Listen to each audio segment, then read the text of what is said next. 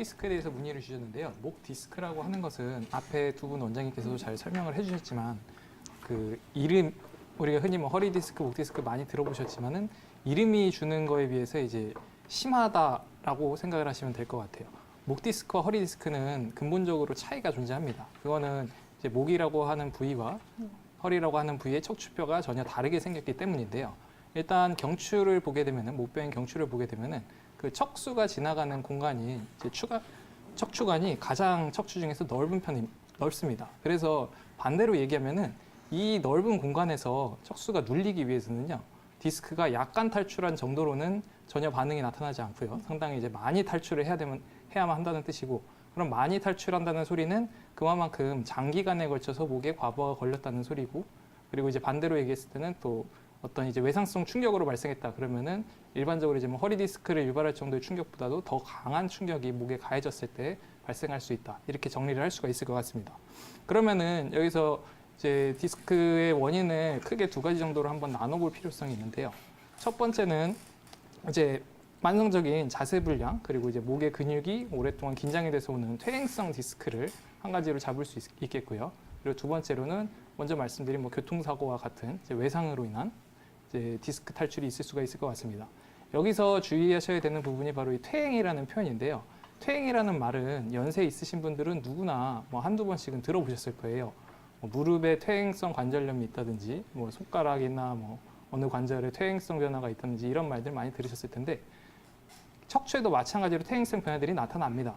특히 목의 퇴행성 변화가 나타나게 되면은 골극이 자라면서 여러 가지 이제 문제들을 갖다가 야기하게 되는데, 특히나 이제 그 호소하신 증상 중에서 뭐 두통이라든지 아니면 피로감 이런 부분들이 김지영 원장님 말씀하신 것처럼 목의 긴장에 의해서 균형의 언밸런스에 있어서 생기지만은 그 목에서 머리로 올라가는 혈관이 눌리면서도 생길 수가 있습니다.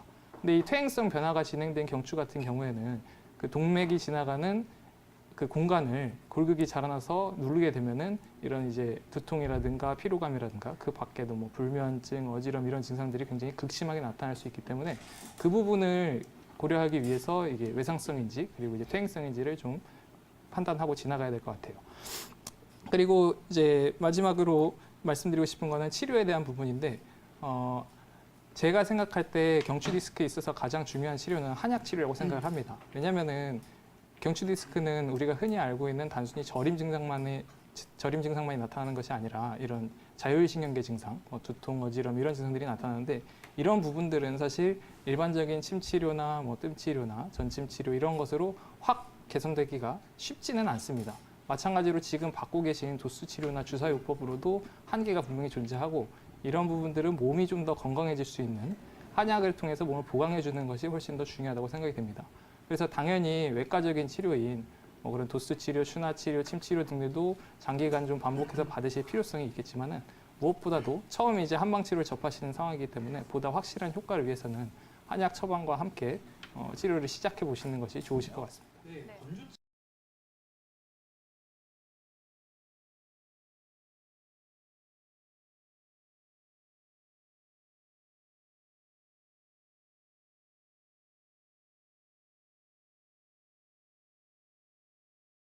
우선 이제 허리 디스크기가 약간 있다고 하는데, 이제 간략하게 설명드리면은 그 정도는 누구나 있을 수 있습니다. 그래서 단순히 우리가 디스크기가 뭐 몇 미리 튀어났다고 해서 그게 많이 튀어날수록 증상이 심한 건 아니기 때문에 뭐 크게 아직까지는 염려하지 않으셔도 되고요. 우선 목 디스크에 대해서 살펴보시면 우선은 지금 팔이 저리고 두통이 심하고 또 늘 피곤하다고 하셨는데, 전형적으로 이제 목 디스크가 신경이 눌리면 이제 신경 염증이 생겨서 이게 저림 증상, 이렇게 방사통이라고 하죠. 그런 것들이 생기게 됩니다. 근데 지금 이제 도수 치료나 이제 견인 치료 이런 거에서 이제 척추관을 늘려주고 신경을 눌리는 거를 이제 늘려주고, 그다음에 이제 여러 가지 주사 치료나 이제 약물로 이래서 신경에 있는 염증을 좀 제거를 해주면 저림 증상은 좋아질 수 있는데, 이 두통이나 여러 가지 이제 피로감, 그다음에 이제 재발의 위험은 아직 있습니다. 무슨 얘기냐면, 두통은 사실 이제 디스크가 삐져나온 게 이제 눌림이 덜 한다 하더라도, 사실 디스크가 처음에 뼈가 이제 휘어져서 신경이 눌리기 전에 연부조지라고 합니다. 주변의 근육이나 인내나 이런 것들이 먼저 사실은 좌우 불균형이 있게 되고요. 그것 때문에 그게 교정이 안 됐을 때 신경이 이제 눌리게 됩니다. 그렇기 때문에 먼저 그냥 디스크 그 자체에 집중하기보다는 뭐 이제 근처 한의원에 가서 그러니까 좌우의 근육, 목 경추 주변 좌우 근육에 더 긴장돼서 짧아진 것들은 침이나 뜸, 전기침 뭐 이런 걸로 해서 늘려주시고요. 그다음에 약화된 근육 부분 같은 거는 우리 매선이라고 이제 콜라겐으로 된 실이 있습니다. 한방 실이 있는데 그걸 넣어서 근육을 이제 녹으면서 강화시키게 됩니다. 그래서 좌우 밸런스를 맞춰줘야지 나중에 추후 디스크가 이제 좋아지더라도 재발하지 않고요. 이제 근육과 연부 조직들이 제대로 이제 쓰게 되면은 그걸 그 안으로 지나가는 혈관들이 원활하게 이제 순환하게 되면서 그런 이제 편두통이라든지 혈관성 두통이라든지 그런 것들이 이제 좋아지게 될 수 있습니다. 그리고 이제 가만히 있을 땐 괜찮은데 이제 이제 운동을 하거나 뭐 보통 이제 34살이면 좀 젊으신 분이시잖아요. 뭐 헬스를 한다든지 이렇게 좀 많은 이제 변화를 줬을 때 통증이 생긴다. 그럼 우선 구조적으로 이제 어깨가 사실은 그게 하나로 이어진 게 아니고 360도로 움직일 수 있기 때문에 그 근육까지 이제 회전근개라든지 여러 가지 근육과 인대들을 이렇게 그 싸고 있습니다. 그래서 쉽게 얘기하면 팔을 몸통에 이게 붙여져 있는데 이것들이 그 완전히 하나로 이렇게 붙여진 게 아니라 움직여야 되기 때문에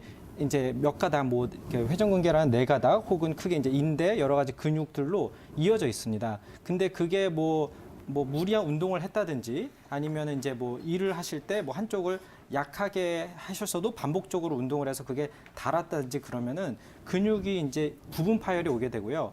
처음에는 이제 근육 통증, 그래서 움직였을 때 통증이 이제 근육 통증으로 오다가 그게 심하게 되면은 이제 인대까지 손상이 오게 됩니다. 쉽게 얘기하면 우리가 처음에 막 달리기 하면 이제 다리만 아프다가 너무 심하게 그리고 우리가 과도하게 일정 우리가 ROM이라고 그러는데요. 일정 회전 각도 이상으로 움직인다든지 그러면은 그게 이제 인대까지 이게 인대라는 거는 이제 근육과 뼈를 이어주는 이음매거든요. 그런 것들이 늘어나게 되면서 혹은 심해지면 부분적으로 파열이 되게 되면서 어느 정도 이상으로 좀만 움직이면 이제 통증을 느끼게 됩니다. 그래서 우리가 발목 접질렀을 때도 이제 가만히 있을 때는 괜찮지만 걷기 시작하면 통증이 생기는 것처럼 아마 이제 어깨 통증이 제가 지금 환자분과 좀 전화 연결해서 뭐 들으면 좀 더 정확히 알 텐데 이거 봤을 때는 움직일 때 아프다. 그럼 이제 주변을 잡고 있는 근육과 그게 만약에 오래되었다 그러면 이제 인대에는 혈관 조직이 없기 때문에 통증이 더 만성하고 더 오래되는 경우가 많습니다. 근육통은 한 3, 4일이면 없어지지만 그래서 이게 한 1주, 2주 이상 됐다. 그러면 인대까지 조금 부분 파열이 있는 게 아닌가.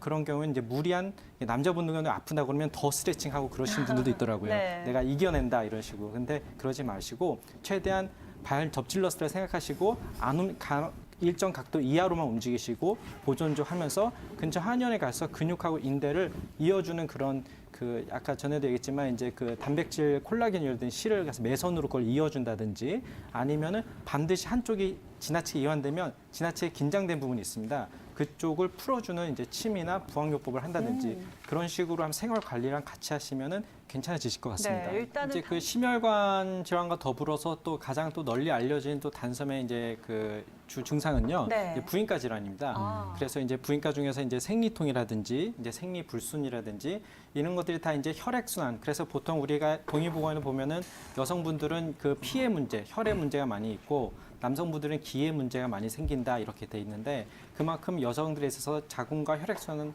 이런 부분에 있어서 이런 부분이 굉장히 큰 그 비율을 차지하고 있습니다. 그렇기 때문에 그런 부인과 질환에서 그 이제 그 어혈이라든지 그러니까 피가 뭉친다든지 아니면 이제 혈액순환이 잘 안 돼서 저린 증상이라든지 혹은 이제 월경통 혹은 임신 초기나 월경 전후로 그런 이제 유방 창통이라고 그러죠.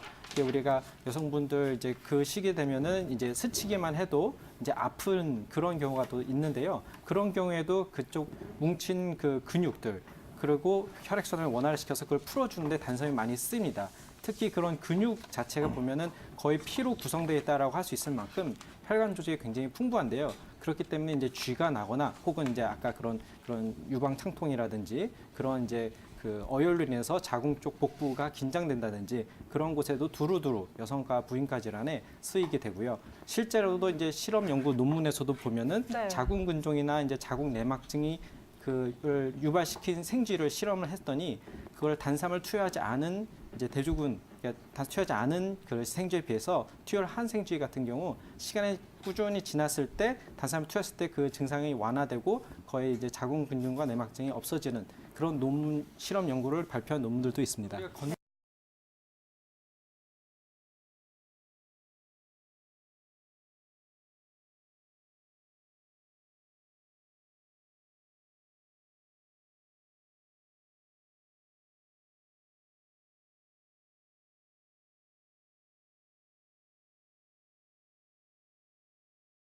일단은 목은 머리를 위해서 있는 부분이라고 생각하시면 됩니다. 우리 성인 남녀 기준으로요, 머리 무게가 한 대략 12에서 한 15kg 정도가 된다고 하거든요.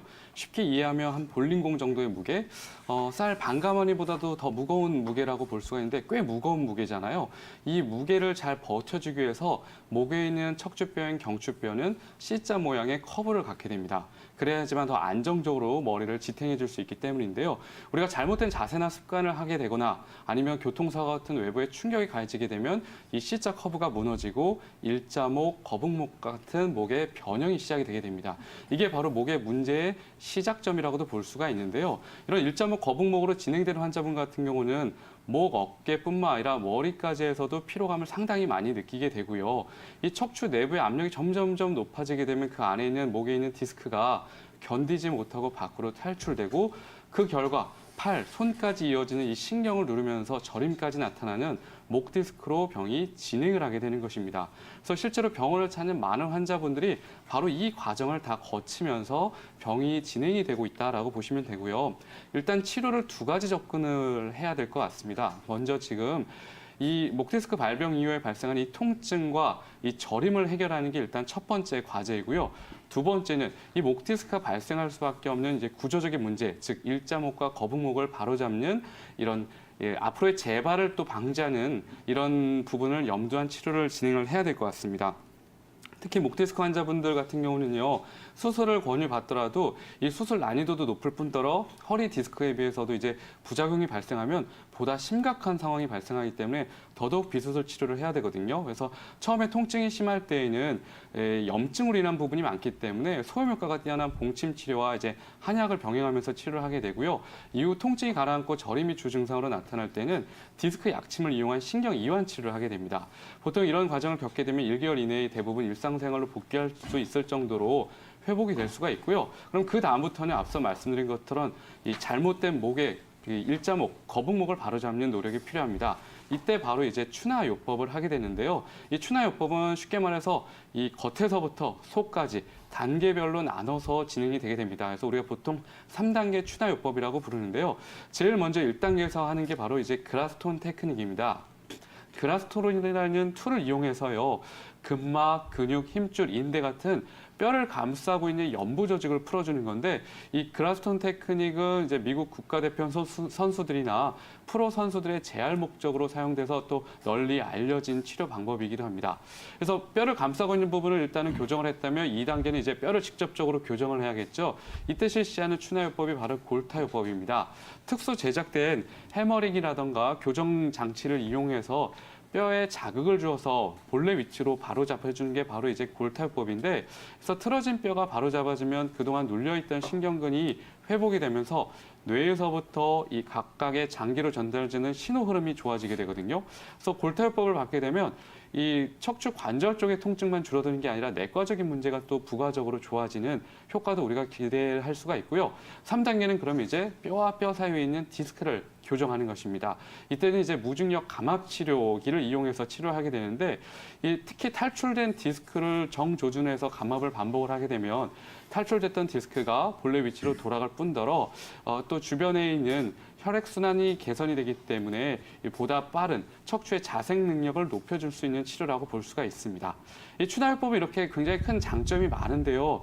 그동안은 환자분들께서 이제 이 경제적인 부담 때문에 치료를 포기하는 경우가 많았습니다. 그래서 상대적으로 이제 실손보험 적용을 받을 수 있는 도수 치료를 차선책으로 선택하는 경우가 많았는데, 2018년 하반기부터는 이 추나요법이 건강보험에 적용이 되기 시작을 하게 됩니다. 그래서 그때는 환자분들께서도 1만 원 내에 비교적 저렴한 비용으로도 이 추나요법을 받으실 수 있기 때문에 보다 많은 환자분들이 이 추나요법을 통해서 척추 건강을 지키실 수 있는 기회가 되기를 바랍니다. 안녕하십니까?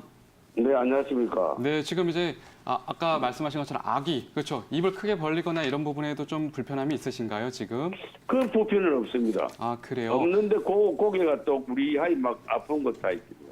그래요, 네. 네. 그 부위가 혹시 부은 느낌은 없으세요? 부은 느낌 좋습니다. 이래 만져보면, 네. 아고 했는데 그 밑에 이래 만져보면 좀 이래, 눌리보면 조금 아픈 게 있거든요. 그렇군요. 그 편도성이 있는데 그 그 주의에. 네, 입을 좀 크게 벌린다거나 아니면 음식을 씹을 때 한쪽 예. 턱관절에서 뭔가 소리가 나는 듯한 느낌이나 아니면 뭔가 잘 맞지 않는 듯한 어긋난 듯한 그런 느낌은 없으시고요. 그건 얻는 거는 좀 있습니다. 있는 것 같습니다. 그렇군요. 혹시 최근에 치과 치료를 받아보신 경험이 있으신가요? 예, 임플란트를 임플란트 하셨다거나. 현재가 지금 한 2년 되나 그렇고 예. 그래요. 제가 지금 예. 증상을 이렇게 면밀히 살펴보면요. 지금 제일 예. 먼저 체크를 해보셔야 되는 거는 턱관절인 것 같습니다. 예. 네, 우리가 입을 크게 벌리고 닫고 하는 이 관절이 바로 이 턱관절이잖아요, 그렇죠? 양쪽에 예, 그렇지. 이제 목 바로 위에 이제 위치한 게 바로 이제 턱관절인데요. 이게 네. 특히 연세가 있으신 환자분들 같은 경우는 치과적인 문제, 그러니까 예를 들어서 뭐 임플란트를 해야 되는 상황이라던가 아니면 발치를 네. 하고 나서 뭐 오랜 시간을 그냥 지내게 된다거나 이러게 되면 이제 한쪽이 네. 불편하다 보니까 반대쪽으로만 이제 음식을 먹을 때 씹는 습관이 나도 모르게 생기게 되거든요. 예, 그렇습니다. 네, 맞습니다. 이게 턱관절도 우리 척추 관절처럼 그 관절 사이에는 이제 디스크가 있게 되는데 한쪽 방향으로 이렇게 저작을 반복하다 보면 이제 디스크가 쉽게 말해서 마모가 됩니다. 닳게 됩니다. 그러면 이제 예, 그만큼 예. 그 디스크 두께가 얇아지기 때문에 그때부터는 예. 이제 우리가 입을 벌리고 닫고 할 때 뼈의 그 충격이 그대로 이제 그 주변으로 전달이 되고 그럼 지금 예. 환자분처럼 이제 이 턱관절에서만 통증이 느껴지는 게 아니라 목에서도 네. 느껴지실 수가 있고요. 때에 따라서는 네, 네. 이제 머리 쪽에서도 통증이 느껴지실 수가 있습니다. 예, 그런 것 같습니다. 네, 맞습니다. 예. 그래서 지금은 턱관절에 지금 문제가 생기지 않았을까? 이거를 가장 먼저 체크를 해보셔야 되는데요. 아까 이제 예. 진통소염제를 복용하시면 일단 통증이 좀 가라앉다가 또 약을 예, 복용한 지 가라앉습니다. 그렇죠. 시간이 지나면 또 예. 다시 증상이 나타나신다고 했잖아요. 예, 예. 네, 그래서 지금 이 턱관절에 염증이 문제가 되고 있는 건 분명한 것 같습니다. 그래서 한방에서는 네, 그렇습니다. 어떻게 치료를 하냐면요. 예. 강력한 소염 효과를 갖고 있는 게 바로 이제 봉침이거든요. 예. 그래서 지금 염증이 발생한 턱관절 부위에 이제 봉침요법을 하면서요. 결국 네. 이 부위의 긴장을 완화시키기 위해서는 혈액순환이 원활하게 돼야 됩니다. 그래서 네. 이때 한약 치료를 보통 같이 병행을 하시면서 치료를 하고요. 만약에 네. 이런 구조적인 문제가 가장 큰 원인이다라고 생각이 되면 우리 네. 그 환자분 이제 권투 경기 같은 거 중계해 보신 적 있으시죠? 네? 권투 경기 같은 거 이제 텔레비전에서 예, 예, 중계하는 거 예, 보신 적 예. 있죠? 선수들이 다 이제 입안에 마우스피스 같은 걸 끼잖아요, 그렇죠? 예, 그렇지. 맞죠. 예, 맞습니다. 그래서 턱관절 장애가 있으시는 환자분들의 경우에 따라서는 그런 구강 내 교정 장치를 같이 착용하면서 치료를 하기도 하거든요. 네. 네, 그래서 치료만 받으면 또 많이 또 좋아질 수 있는 게 또 턱관절 장애입니다. 그래서 네. 일단은 지금은 혼자서 너무 고민하시고 또 진통 소염제만 의존하실 게 아니라 한의원에 네. 내원하셔서 진찰받고 치료를 받아보시면 또 좋은 네. 결과를 얻으실 수 있을 것 같습니다. 예, 알겠습니다. 그럼 그 어디로 가야 됩니까? 일단 가까운 환자분께서 신뢰감을 갖고 있는 한의원을 먼저 찾으셔서 원장님과 네. 진찰을 받아보시는 게 좋을 것 같은데요. 그 치과 그 옛날 좀 뭐 다니는 치과부터 먼저 가볼까요? 그것도요. 지금은 이미 통증으로 증상이 더 나타나고 예. 있는 단계이기 때문에 예. 치과적 치료를 먼저 하는 것보다는 먼저 한의원 치료를 먼저 하시고 이후에 예. 부정교합이라던가 치과적인 치료가 필요할 때 그때 치과를 방문하시는 게 더 순서가 맞지 않을까 생각이 듭니다. 맞습니다. 그 이제 약제가 정말로 종류가 많잖아요, 그렇죠? 네. 그렇죠. 근데 그 중에서 혈액순환 개선 효과가 가장 큰 약제를 하나를 꼽아보라고 하면 아마 단삼을 추천해 드릴 것 같습니다. 그러니까 우리가 혈액순환이 잘 된다는 개념이 조금 좀 막연한데요. 좀 정확하게 말하면 혈액은 빠르게 흘러야 되고요. 깨끗하게 흘러야 되거든요. 네. 이 단삼이 두 가지 효과를 다 가지고 있습니다. 혈액 내 찌꺼기들을 빨리 제거해주면서도 혈액이 흐르는 속도 자체를 촉진시켜주는 효과가 있기 때문에 그래서 단삼을 가장 많이 이제 처방 복용받으시는 환자분들이 바로 심근경색이라든가 동맥경화 환자분들, 고지혈증 환자분들이고요. 이 단삼이 주 약제로 사용된 대표적인 약 이름이 바로 심적환입니다. 심적환은 우리나라뿐만 아니라요. 중국, 일본 그리고 이제 서양에서도 점점 이제 심적환의 복용 처방 횟수가 많아지고 있으니까 그만큼 좋은 약제라는 걸 아실 수 있겠죠. 네.